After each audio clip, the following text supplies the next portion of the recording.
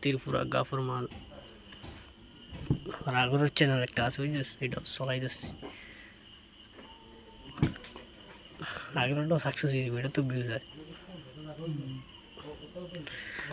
ব্লগের চ্যানেলটা সাকসেস হয়ে গেল, আমি বহুত ফুর্তি।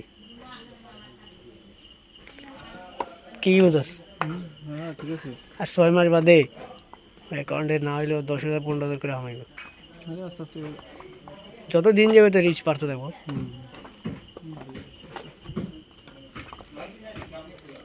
গঠনমাটি বহুত সুন্দর,